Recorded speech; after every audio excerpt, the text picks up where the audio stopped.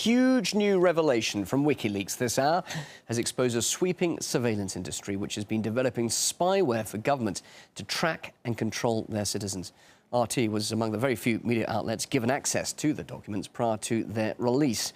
Well, data interception, mass monitoring, individual tracking, those are just a number of services that were provided by some Western companies.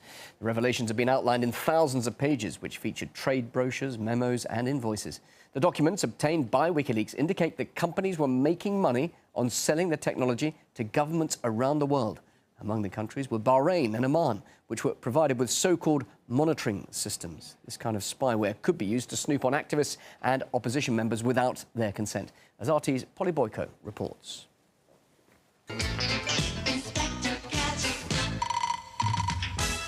Say goodbye to the days of super sleuths, gadgets and surveillance bugs. To invade a person's privacy, listen into their phone calls and view their internet activity and emails, all you need is spyware.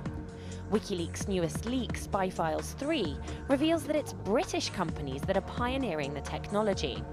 This is a promotional video for Gamma International about its advanced surveillance software.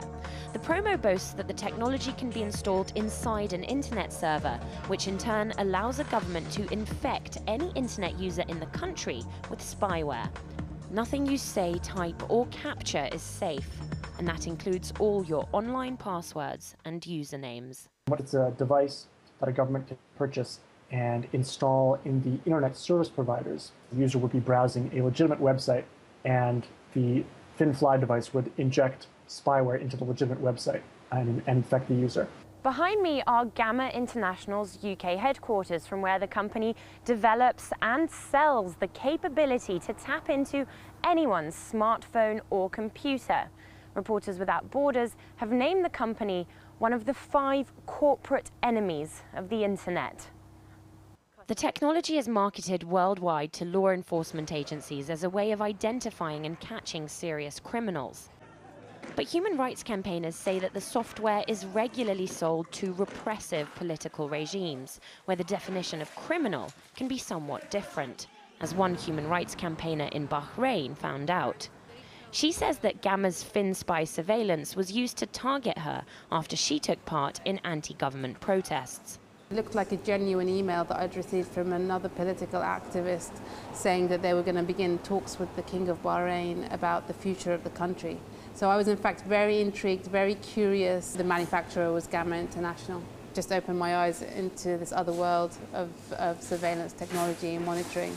So we know that the British intelligence carries out this kind of activities, but it's also allowing the private sector to carry out these kind of activities for other foreign governments.